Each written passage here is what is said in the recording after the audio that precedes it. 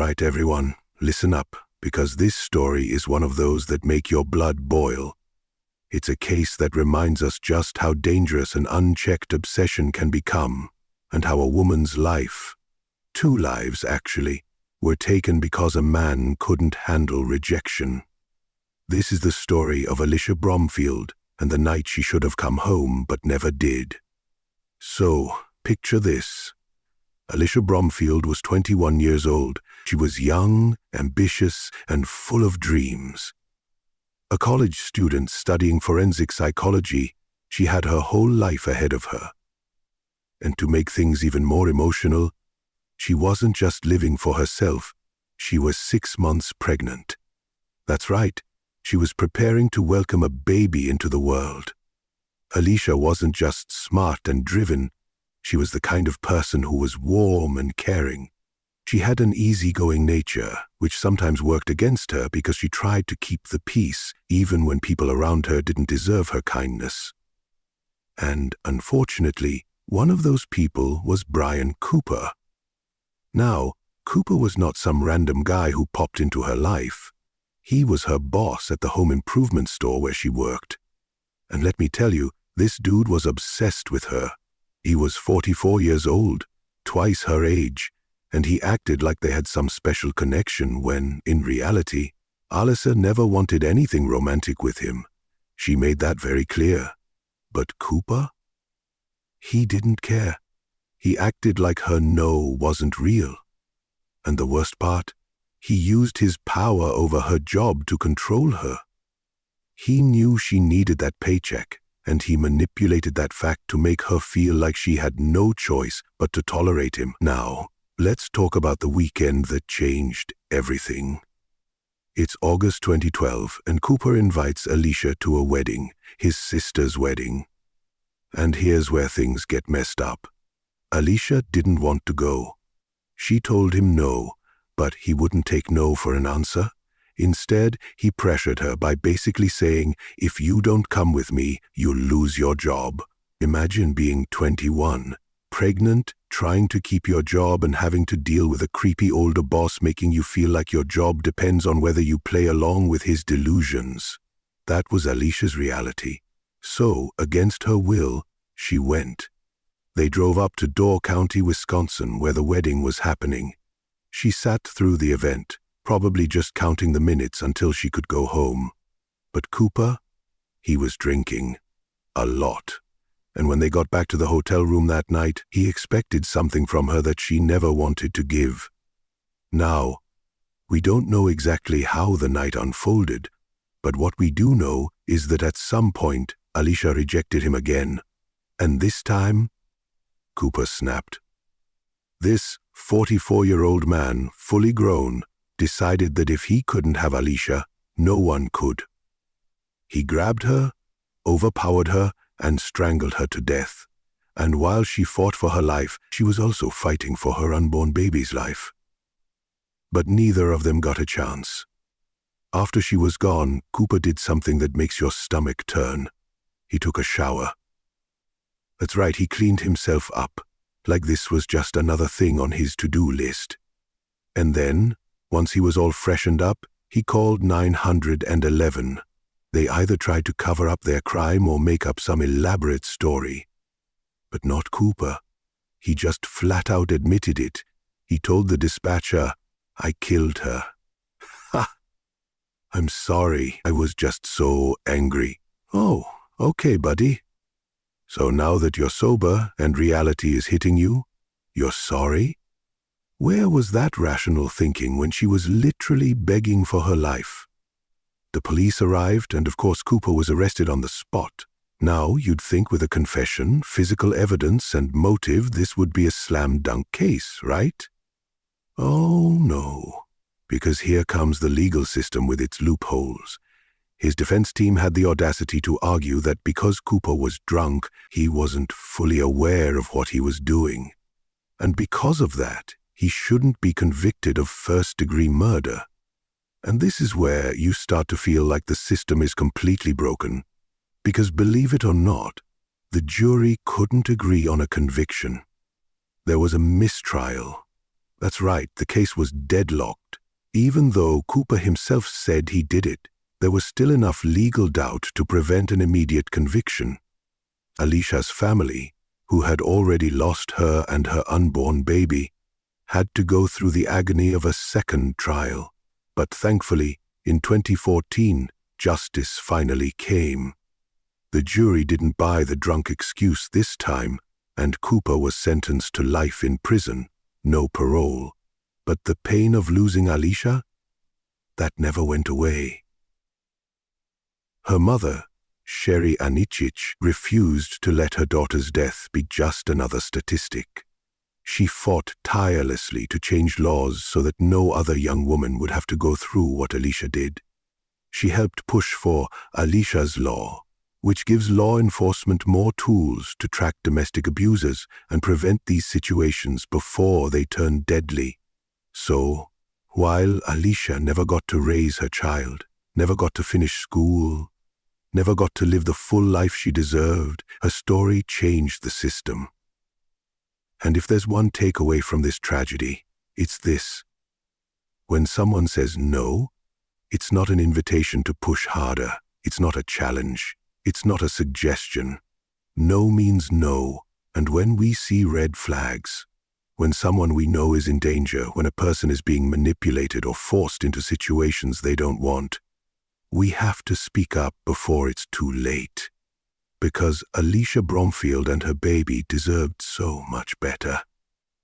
All right, guys, this next part is where things take a really disturbing turn, because this story isn't just about one bad decision or one tragic night. No, this story is about manipulation, obsession, and power, and how one man used all three to trap a young woman in a situation she never should have been in.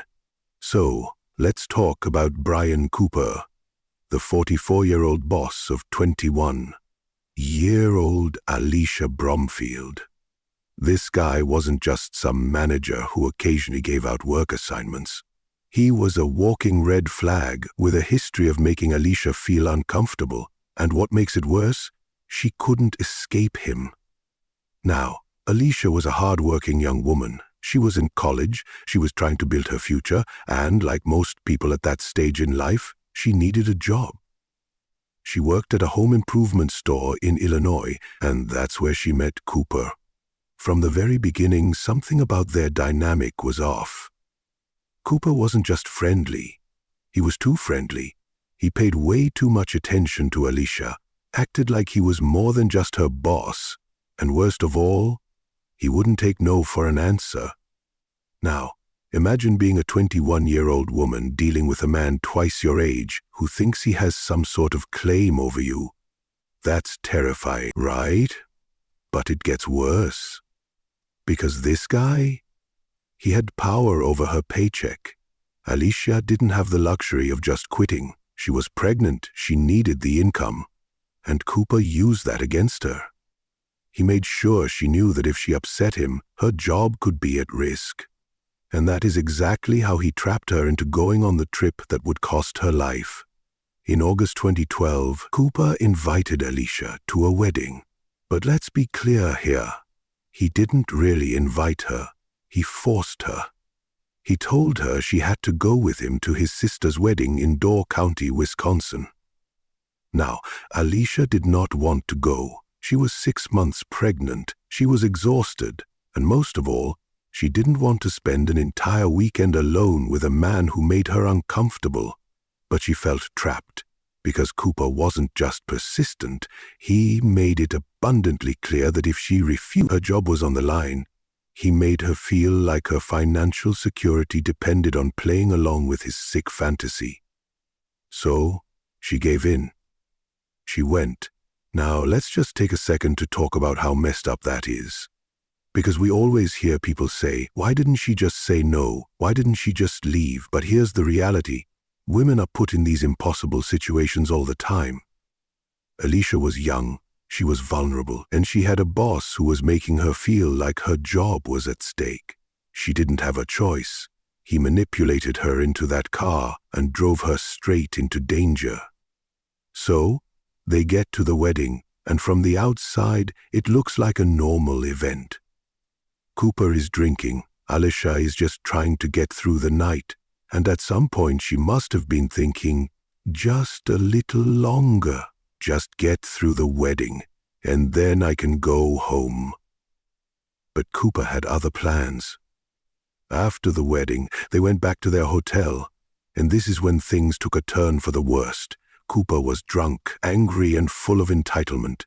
He wanted Alisha to be with him, and he thought that since he had gotten her to come on this trip, she owed him something. But Alisha, she stood her ground. She rejected him. She said no, and that should have been the end of it. But for Cooper, it was the final straw.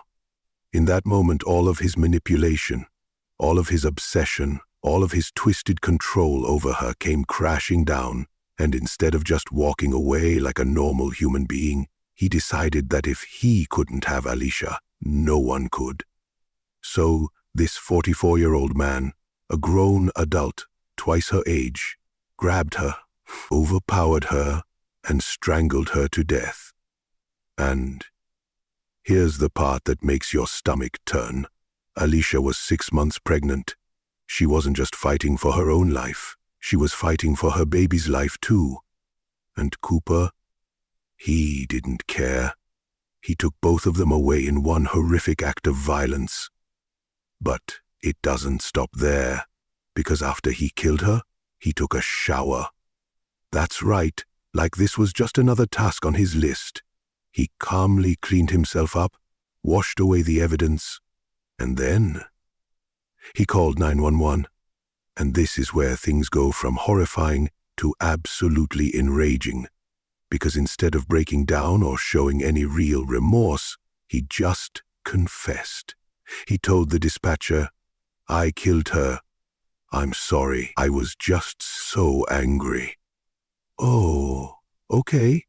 So now that you're sober and alone with your thoughts, you realize what you've done. Now you're sorry. Where was that rational thinking when she was literally begging for her life? The police arrived, arrested him on the spot, and from there the legal nightmare began. Because you'd think with a confession this would be an open and shut case, right? Nope, because Cooper's defense lawyers decided to play the drunk excuse card. They argued that because he was intoxicated, he wasn't fully in control of his actions. And unbelievably, the jury bought it. The case ended in a mistrial. Let that sink in. This man confessed, there was no question about what happened, and yet he wasn't convicted immediately. Alisha's family had to sit through a second trial just to make sure he didn't walk free. But thankfully, in 2014, justice finally came. Cooper was sentenced to life in prison. No parole. But that sentence didn't bring Alisha back. And it didn't bring back her unborn baby. And all of this because a man couldn't handle being told no. All right, buckle up, because this part of the story is where greed, betrayal, and pure evil come together in one of the most cold-blooded motives you'll ever hear. This wasn't about love. It wasn't about passion. It was about money. It was about a man who saw his wife not as a person, not as someone he once cared about, but as an obstacle to his wealth. And that makes this story even more horrifying. So let's talk about Fadi Nasri. On the outside, Fadi and Nisha Patel-Nasri seemed like they had it all. They were a married couple living in London, and by all accounts they were successful. Nisha was a hardworking woman. She ran her own beauty business. She was a part-time special constable for the police, and she had this amazing drive to keep pushing forward. She wasn't just settling in life. She was always trying to build something more. But Fadi? Oh, Fadi was not on the same page. While Nisha was out there grinding, working hard, making a name for herself, her husband was doing something else entirely. He was bleeding her dry. Now, you know how in relationships there's supposed to be trust, love, and mutual support? Yeah. Fadi had none of that. Behind closed doors, he was a liar, a cheater and a manipulator. See, Fadi had a problem. He was drowning in debt. But instead of getting his act together and working to fix it, he took the lazy, evil way out. He saw Nisha, his own wife, as the solution to his financial mess. And here's the thing. Nisha had money.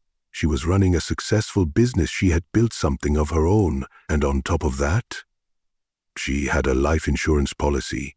A big life insurance policy. So, while Nisha was out there thinking she had a husband who loved her, Fadi was plotting to get rid of her. Now you might be thinking, okay, but why not just divorce her? Because that wouldn't get him the money. See, if he divorced Nisha, he wouldn't get the financial benefits. He wouldn't get access to her business. He wouldn't get her money, and worst of all for him, he wouldn't get that life insurance payout. And this guy, he wanted everything. So instead of doing the decent thing, instead of just walking away, he decided that the only way to solve his money problems was to kill his wife. And he didn't even have the guts to do it himself. Oh no. He decided to hire someone else to do his dirty work. This is where things get absolutely disgusting. Fadi was involved in some shady business on the side. He was running an escort agency, cheating on Nisha, living this double life. And through this network of crime and corruption, he found the perfect person to carry out his sick plan. Enter Jason Jones. Jason was a hitman, a hired killer, and for the right price, he was more than willing to make Nisha disappear. Fadi arranged the hit like it was just another business deal. He set it up, made sure everything was in place, and on the night of May 11, 2006, while Nisha was home alone, thinking her husband was out working, Jason Jones broke into her house. She didn't stand a chance. Jones attacked her with a knife, her own knife from her kitchen. He stabbed her, leaving her to die, and then he walked away. Job done. And Fadi? Oh, Fadi played the grieving husband. He acted shocked, heartbroken, devastated. He even went on TV crying for justice, pretending to be the man who just lost the love of his life. But here's the thing about people like Fadi. They always think they're smarter than everyone else. They think they can lie, manipulate, and get away with it. But they always slip up. The police started digging. They started pulling at the threads of his story, and pretty soon, the whole thing fell apart. Phone records, bank transactions, suspicious behavior, it all pointed back to Fadi. And when the police looked at Jason Jones, they found the connection. It wasn't long before both men were arrested, and the truth finally came out. Fadi never loved Nisha. He wanted her money. He wanted the insurance payout.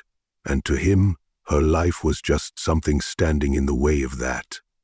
But here's the part that makes this even more infuriating.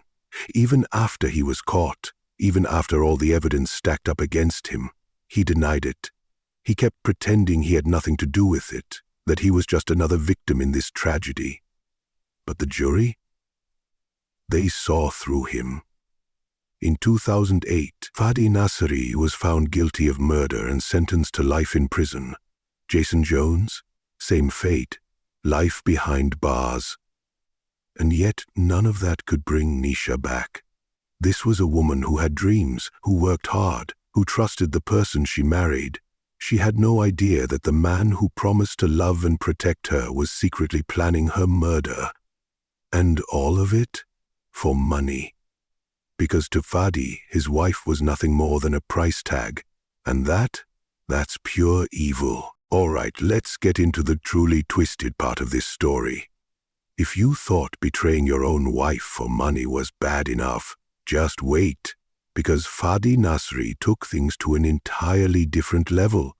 This wasn't some spur-of-the-moment crime. No, this was a cold, calculated plan months in the making. And the most disturbing part, He didn't even have the guts to do it himself. Instead of facing his wife like a man and dealing with his problems in a normal way, he hired hitmen to do his dirty work.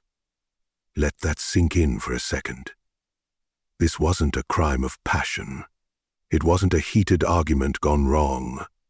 This was a business transaction. A deal. A murder-for-hire plot so premeditated that every detail was thought out well in advance. So, let's break down exactly how he made this happen. Fadi wasn't just a man struggling with money. He was a man living a double life. While Nisha was working hard, running her beauty business and even serving as a special constable for the police, Fadi was off running an escort agency, cheating on his wife, and getting himself buried in debt. And at some point, he made the cold-hearted decision that instead of fixing his financial problems like a normal person, he'd just get rid of his wife and cash in on her life insurance. But he knew he couldn't do it alone. He needed help. He needed a killer. And guess what? He knew exactly where to look. Fadi had connections to the criminal underworld. He wasn't just a struggling husband. He was involved in some shady, illegal business on the side, and through that criminal network, he found exactly the kind of people who could help him get what he wanted. This is where Jason Jones comes in. Now, Jason Jones wasn't just some random guy. He was a violent thug, a hired gun, the kind of man who wouldn't hesitate to do whatever it took for the right price. And Fadi? He knew that. He knew Jason was the kind of person who could make his wife disappear without hesitation.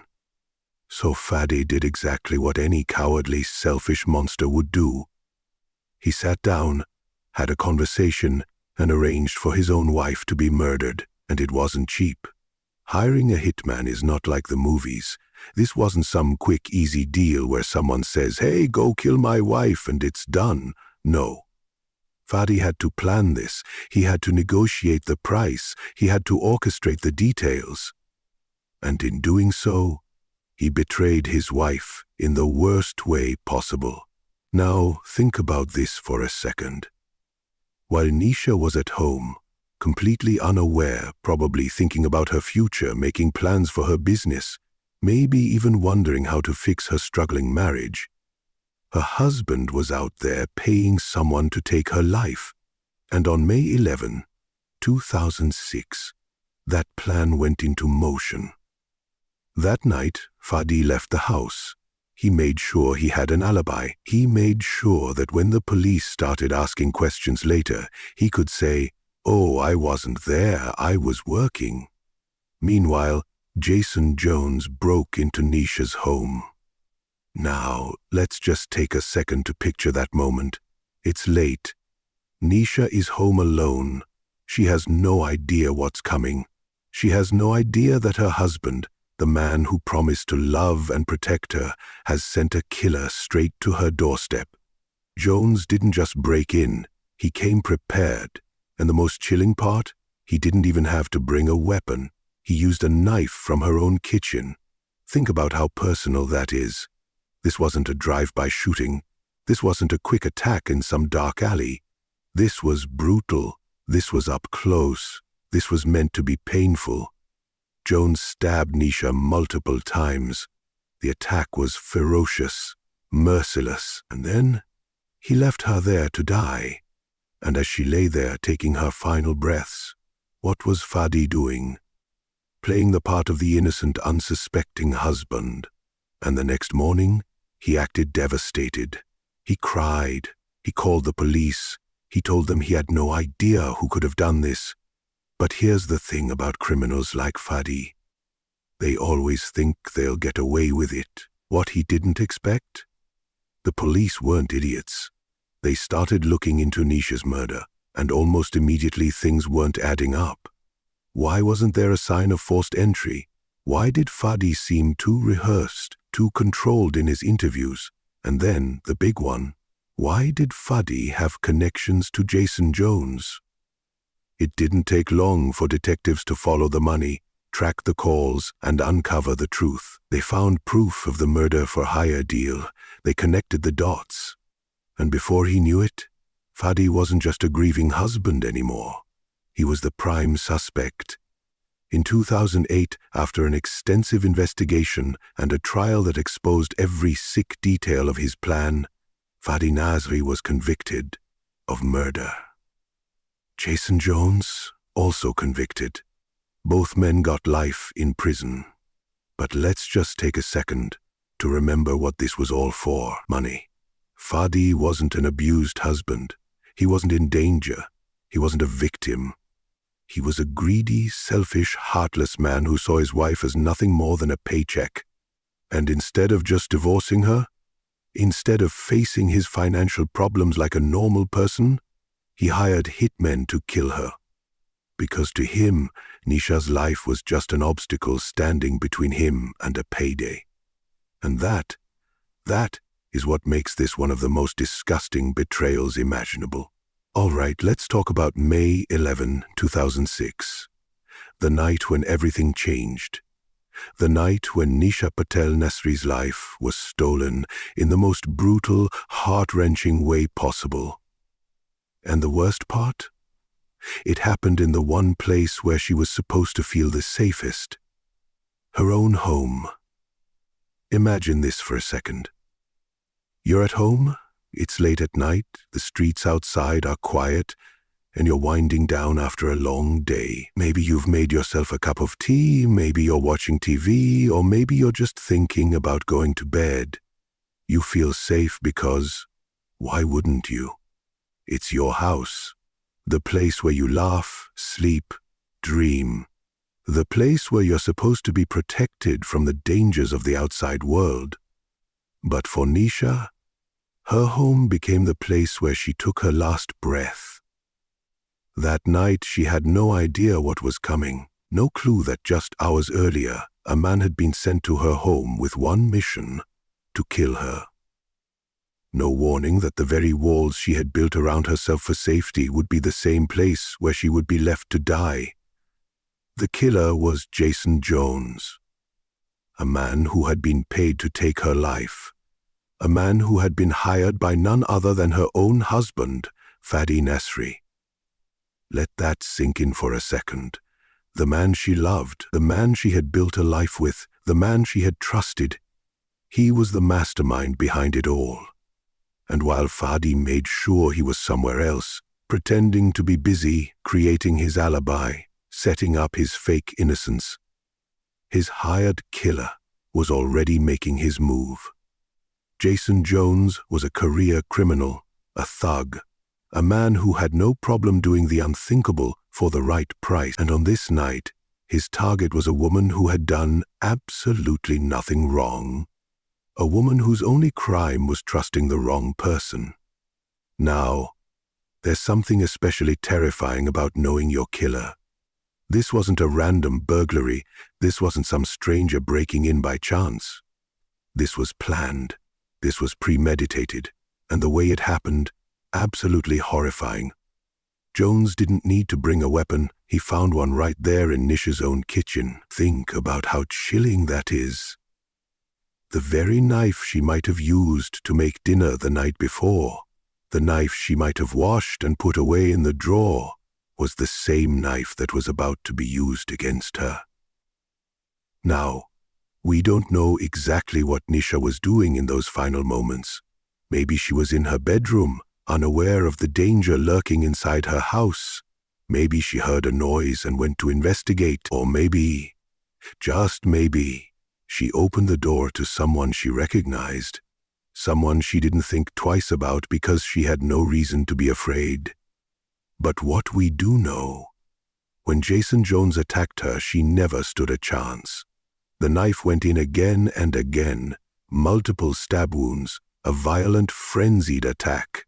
And with every single blow, Nisha must have been fighting to survive, struggling to understand why this was happening. Now, here's where things get even more heartbreaking. Nisha was a fighter. She had spent her life working hard, pushing through challenges, proving herself in a world that wasn't always kind to strong, independent women. She had built her own business. She had even joined the police force as a special constable because she believed in protecting others. But on this night, in her own home, no one was there to protect her. And Jason Jones? He didn't care. He had a job to do. A job he was paid to do.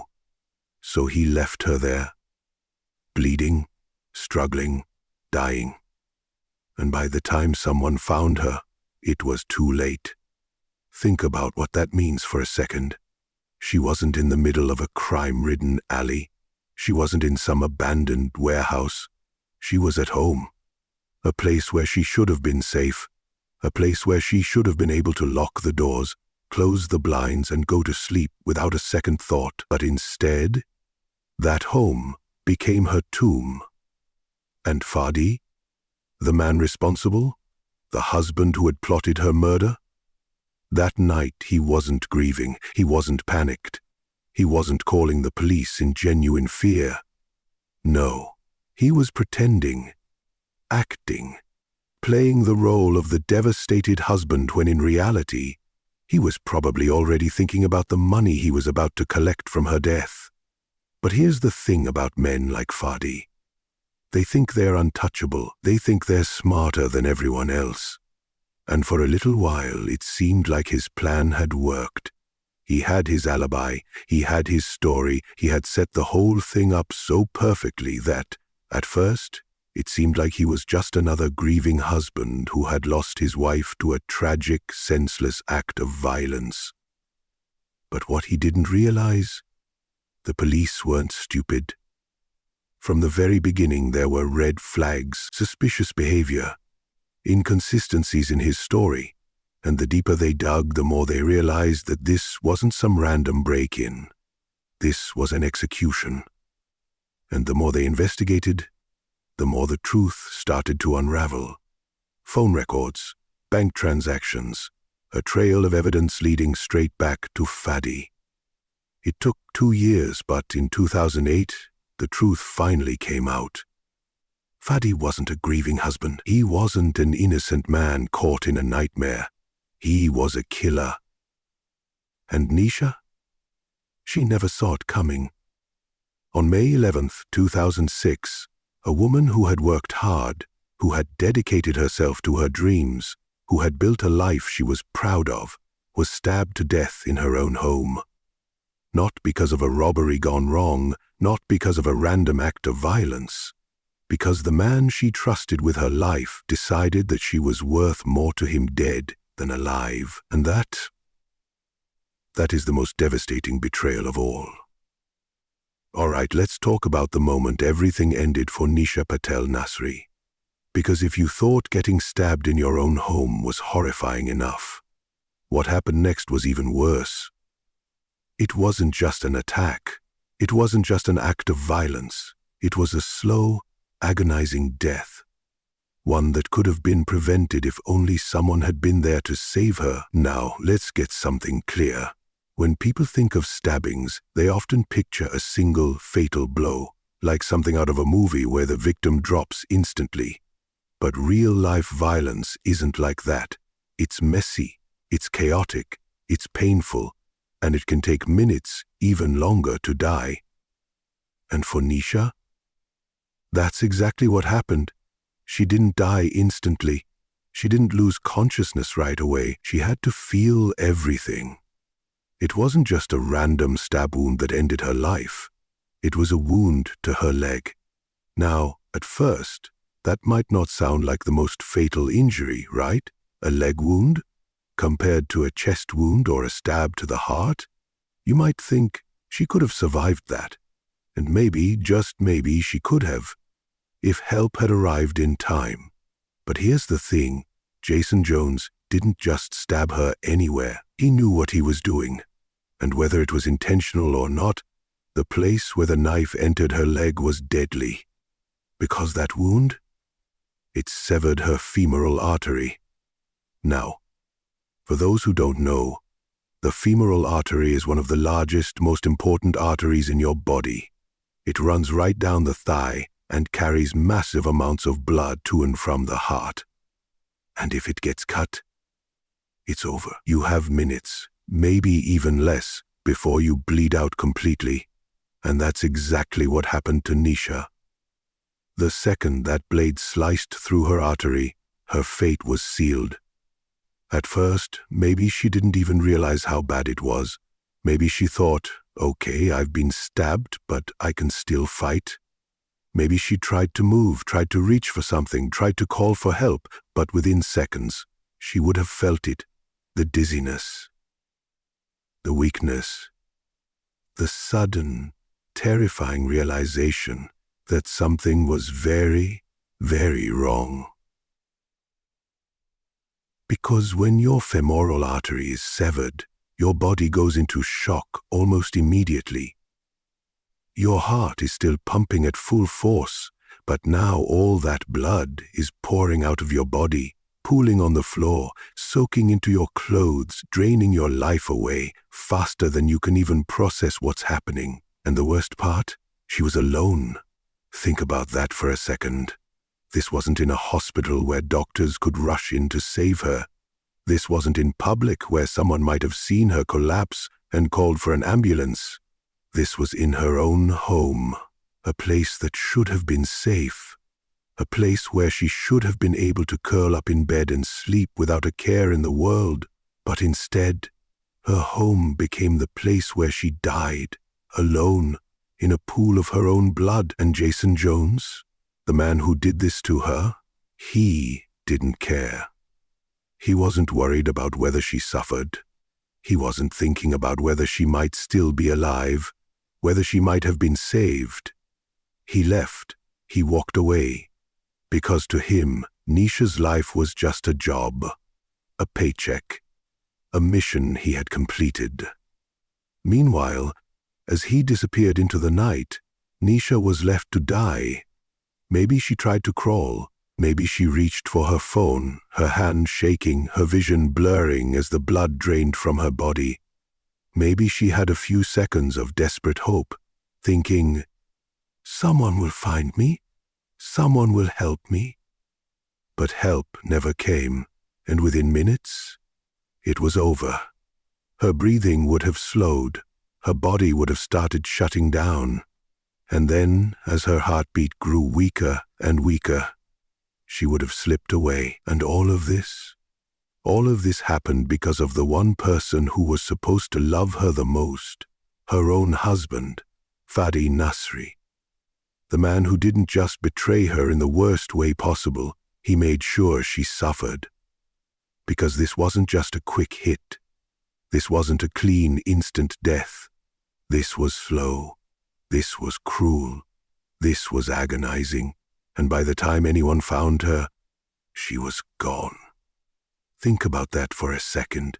Nisha Patel-Nasri, a successful businesswoman, a strong, independent woman, someone who had given so much of herself to her work, to her community, to the people she cared about, bled out alone on the floor of her own home because her husband decided she was worth more to him dead than alive. And that is one of the most heartbreaking betrayals imaginable. All right, so let's talk about what happened after Nisha Patel-Nasri was murdered. Because if you thought the crime itself was chilling, what happened next is just as disturbing. Her husband, Fadi Nasri, the man who orchestrated the entire thing, the man who hired hitmen to brutally end her life, didn't react like a guilty man. No. He played the role of a grieving husband. And let me tell you, he played it well. Picture this. A man who had just lost his wife in a violent, gruesome murder. The police arrive at the scene, flashing lights bouncing off the walls, officers moving in and out, neighbors whispering in hushed voices, horrified by what had just happened. And right in the middle of it all, Fadi, crying, shaking, acting devastated. Because that's what he had to do, right? That was part of the plan. From the moment he knew his wife was dead, he stepped into character. He sobbed. He held his head in his hands. He gasped for air as if the grief was physically overwhelming him. He clung to family members, to police officers, To anyone who would watch him and think, this man just lost his wife, he must be in agony. And people believed him. At first, because why wouldn't they? To the outside world, Fadi and Nisha were a happily married couple. Sure, they had their ups and downs, like any other relationship, but no one suspected the dark truth hidden behind closed doors. So when Fadi collapsed into his grief, screaming and crying, everyone thought it was real. He was the devastated widower, the man who had his entire world ripped away from him, the man who had lost the love of his life in the most violent, unimaginable way possible. He gave emotional interviews. He stood in front of cameras, his voice breaking, his body shaking. He pleaded for justice. He told the world that Nisha was the best thing that had ever happened to him, that he didn't know how he was going to live without her, that whoever did this needed to be caught and punished. And people ate it up. For a while, Fadi was seen as a heartbroken husband, struggling to pick up the pieces of his shattered life. People comforted him, surrounded him with support, told him they were sorry for his loss. But behind the scenes, this man knew exactly what he had done. While everyone around him was mourning Nisha, trying to make sense of the senseless tragedy, Fadi was just waiting for the next step in his plan to unfold. Because let's not forget, this wasn't some spontaneous crime. This was a calculated murder. Fadi didn't just wake up one morning and decide to kill his wife. He planned this. He paid for this. And now he was waiting for his payday. See, the whole reason he did this was money. Nisha had life insurance, a lot of it. And if she was out of the picture, Fadi would be rolling in cash. That's what this was about. Greed. And that's why his grief was fake. That's why his heartbreak was nothing but a disgusting performance. Because while real husbands, real men who truly loved their wives, would have been in genuine unbearable pain after losing the person they were supposed to spend the rest of their life with, Fadi wasn't actually sad. He wasn't devastated. He was relieved. He was waiting for that insurance payout, counting down the days until he could start spending the money that had cost his wife her life. But here's the thing about fake grief. It only works for so long, because eventually cracks started to show. At first, Fadi had people fooled, but the more the police investigated, the more things didn't add up. And Fadi, he made mistakes. His act wasn't perfect. Little details started slipping. The way he spoke about Nisha in past tense too soon. The way he seemed more interested in money than mourning. The way his behavior didn't quite match the depth of real grief. Because here's the thing about losing someone you love. It destroys you.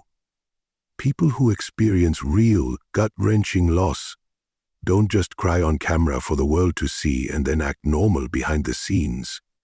They fall apart. They withdraw. They don't immediately start making financial plans. And Fadi, he wasn't acting like a man who had just lost his wife. He was acting like a man who had just made a business deal. And eventually the police saw right through him. Because no matter how good of an actor he thought he was, the evidence spoke louder than his fake tears. Phone records, bank statements, suspicious connections to known criminals. Slowly but surely, the truth unraveled. And when it did, Fadi Nasri, the so-called grieving husband, was exposed for what he really was. A liar, a manipulator, a murderer. Because he didn't just kill his wife, he pretended to mourn her while waiting to cash in on her death. And that? All right, so here's where everything starts to fall apart for Fadi Nasri. Up until this point, he thought he was in the clear. He played the role of the grieving husband. He gave emotional interviews. He made sure everyone believed he was devastated by his wife's brutal murder. And for a while, people actually bought it. But the thing about murder investigations, they don't just rely on emotions. They don't just take someone's word for it. They look at the hard facts, the evidence, the things that can't be faked, and in this case, that's where Fadi made a critical mistake, because in today's world, it's nearly impossible to commit a crime without leaving a digital footprint, and that's exactly what happened to Fadi. The police started looking deeper. They weren't just going to take his grief at face value. They needed to know where he was, who he had been talking to, and most importantly, if there was any connection between him and the people responsible for Nisha's murder. And so they did what any good investigators would do. They pulled his phone records. Now, this is where things get interesting. See, when someone is involved in a crime, they always think they're smart enough to cover their tracks. Maybe they use burner phones, maybe they delete messages, maybe they think that if they just wipe their call history, they can erase any link between them and the crime. But the thing is, phone records don't lie. And when investigators started combing through Fadi's calls, texts, and contacts, they found something that completely shattered his entire act. Because guess who Fadi had been in contact with before, during, and after Nisha's murder? The hitmen. Yeah, not a good look, right? Fadi had been messaging and calling Jason Jones, the man who actually carried out the attack, the man who stabbed Nisha to death in her own home. And it wasn't just one or two random calls, it was multiple, some of them happening just days before the murder. And here's where it gets even worse for Fadi. He wasn't just talking to the killer. The phone records showed that he had also been in contact with Roger Leslie, the man who acted as the middleman, the guy who set the whole murder-for-hire deal in motion. This was no coincidence. This wasn't just bad luck. This was cold, hard proof that Fadi wasn't just some grieving husband who tragically lost his wife. He planned this. He orchestrated it. He was behind the entire thing. And now the police had the evidence to prove it. Think about that for a second. Fadi had been so careful. He thought he had covered his tracks. He thought he had done everything right to make himself look innocent. But he couldn't erase the digital trail. Because every call, every text, every single time his phone connected to one of the people involved in this plot, it was recorded. And once the police got their hands on those records, it was game over. Now imagine what that must have been like for the investigators. At first, maybe they weren't sure about Fadi. Maybe they thought, all right, he's acting a little strange, but that doesn't mean he's guilty. But then they see his call logs. They see the times, the dates, the frequency, and suddenly the whole picture becomes clear. This wasn't a burglary gone wrong. This wasn't a random act of violence. This was a hit. A planned, organized, premeditated murder. And the man crying on TV, playing the devastated husband, he was the mastermind. Now, let's talk about what Fadi must have been thinking when the police confronted him with this evidence. Up until that moment, he probably thought he had them fooled. He probably thought he was untouchable. But there's no talking your way out of phone records. There's no spinning the story when the police show you call after call, message after message, all linking you directly to the people who killed your wife. And that's exactly what happened. Fadi cracked. He had no choice. Because the moment those records came to light, his entire facade came crashing down. Everything he had built, the lies, the manipulation, the fake tears, the act of the grieving husband, none of it could protect him anymore. Because now the police knew the truth. And the truth was undeniable. Fadi Nasri wasn't a victim. He was a murderer, and thanks to his own phone records, he was finally caught. All right, so after everything, the lies, the fake tears, the police investigation, and the mountain of evidence stacked against him, Fadi Nasri finally got what he deserved. For a while, he really thought he could get away with it. He thought he was smart enough, careful enough, and manipulative enough to convince everyone that he was just an innocent, grieving husband. But reality caught up with him. The truth always does. The trial was held in 2008, and let me tell you, it was intense. This wasn't some quick open and shut case where the jury made a decision in a matter of hours. No, this trial dragged on for weeks. The prosecution had to lay out every single detail. The betrayal, the planning, the money, the hired killers, the cold-blooded murder of Nisha Patel-Nasri. And Fadi? Well, he stuck to his story until the bitter end. Even with all the evidence against him, the phone records, the bank transfers, the testimonies from the very hitmen he hired, he still tried to act like he was innocent.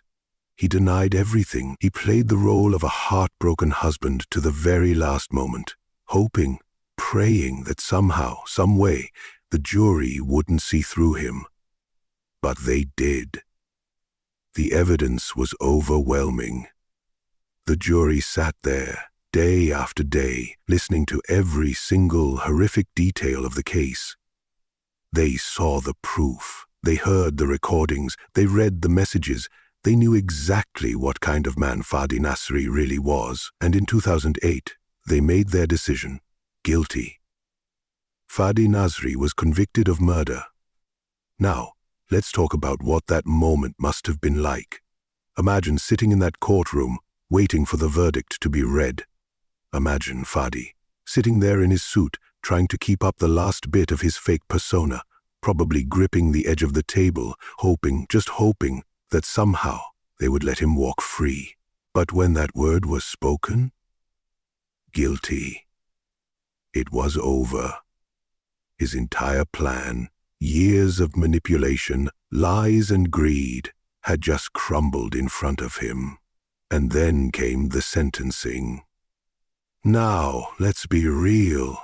There was no way Fadi was getting off easy. This wasn't just a crime of passion. This wasn't some heat-of-the-moment mistake. This was cold, calculated murder. Fadi didn't just kill his wife. He hired people to do it. He planned it for months. He thought through every detail, every step, every move, just to make sure that he could get away with it. And because of that, the judge had no sympathy for him.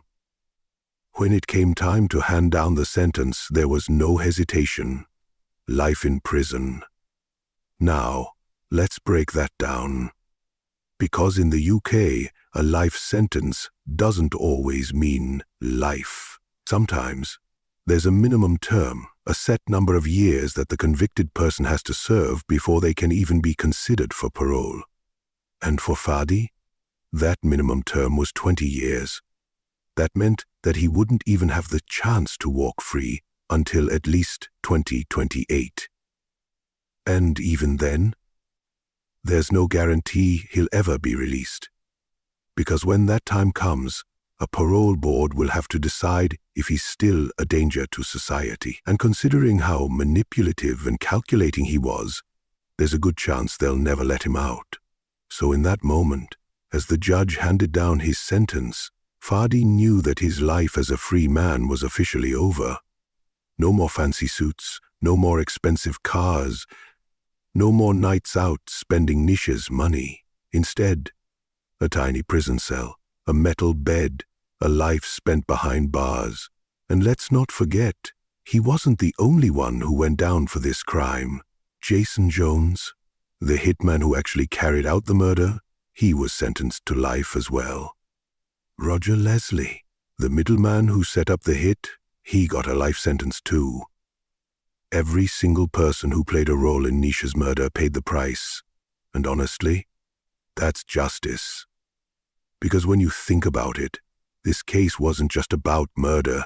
This was about betrayal in its purest, most horrifying form. Nisha loved Fadi. She trusted him. She built a life with him. And in return, he had her killed for money. And the irony? He never even got that money. Because instead of spending the rest of his life enjoying the fortune he thought he would inherit, he spent it rotting in prison.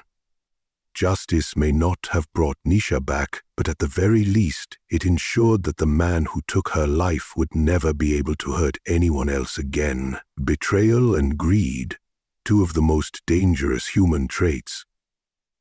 And when they come together, it's a recipe for disaster.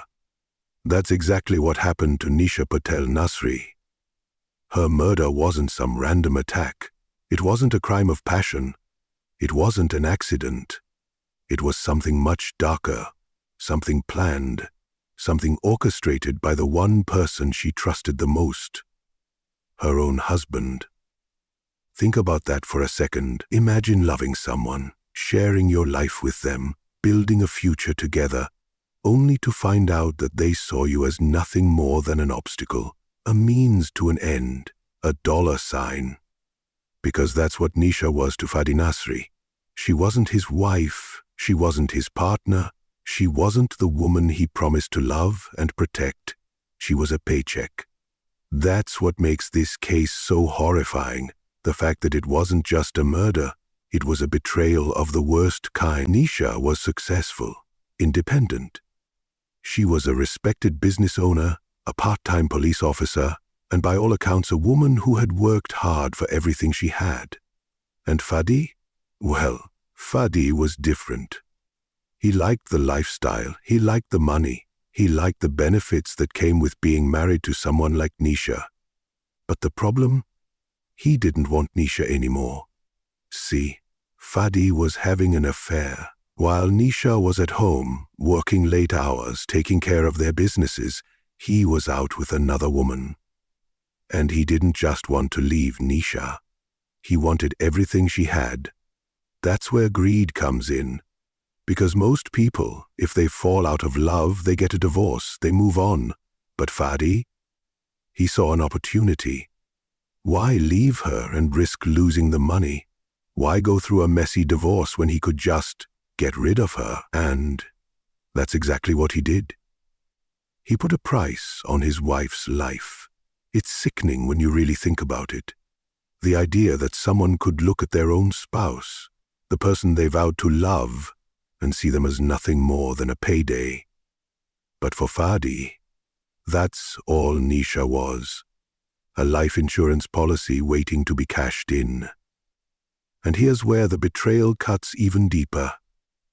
Nisha had no idea while she was living her life, working hard, trying to make things work, her husband was plotting her murder behind her back. This wasn't some last-minute decision. It wasn't a sudden act of violence. It was planned. It was calculated. Fadi didn't want a divorce because a divorce meant losing money. A divorce meant losing control. A divorce meant giving Nisha the chance to walk away and keep what was rightfully hers. And he couldn't have that. So instead, he made a deal with criminals. He arranged for his wife, the woman who trusted him, to be stabbed to death in her own home. And then, he had the audacity to act heartbroken. That's the worst part about this entire case. Not just that Nisha was murdered, not just that she was killed in such a brutal, violent way, but that the man who planned it stood in front of the world and pretended to be a grieving husband. Fake tears, fake pain, fake love. But the truth? It always comes out. Because people like Fadi, greedy, selfish, deceitful people like him, always slip up. He thought he was smarter than everyone. He thought he had covered his tracks. He thought he had planned the perfect crime. But what he didn't realize is that greed makes people sloppy. Greed makes people arrogant. Greed makes people think that they can do whatever they want and never face the consequences. And in the end, that's what got him caught. The phone records, the bank transfers, the connections to the hitmen. The police pieced it all together. And when they did, Fadi Nasri's house of lies came crashing down. He wasn't some grieving widower. He wasn't a victim. He was a murderer. A man who killed his wife because he wanted her money. That's the tragedy of this case. Nisha didn't deserve this. She deserved love, respect, a husband who truly cared about her. But instead she got betrayal in its worst form. And all because of greed. You said, the suitable ending of the story. ChatGPT said, so, in the end, justice was served. Fadi Nasri thought he was untouchable. He thought he had planned the perfect crime. He believed he could manipulate the world into seeing him as a grieving husband, while secretly enjoying the wealth he stole from his wife's death. But the truth has a way of catching up with people like him. He was exposed, humiliated, and ultimately locked away for life. The hitmen? Caught. The middleman? Caught. Every person involved in this sickening plot, they all paid the price. But here's the thing. Justice can never bring Nisha back. No matter how long Fadi rots in prison, no matter how much he suffers behind bars, it will never undo what he did. It will never erase the horror of that night, the pain she endured, or the betrayal she never saw coming. She should still be here. She should still be running her business, wearing her police uniform with pride, laughing with friends, living the life she worked so hard to build. Instead, her name is remembered in headlines, her face is frozen in old photographs, her story is told as a warning, a tragic reminder of how greed can turn the person you love into the person who destroys you. But here's what Fadi didn't expect. Nisha's legacy didn't die with her. Her family, her friends, the people who truly loved her, they never let her name be forgotten. They fought for her, they demanded justice, and they made sure the world knew the truth. So while Fadi Nasri may have taken her life, he didn't win. Because real love, real loyalty, real goodness, it outlives even the worst betrayal. And that's what people remember when they think of Nisha Patel-Nasri, not her tragic death, but the strong, kind, and hard-working woman she was.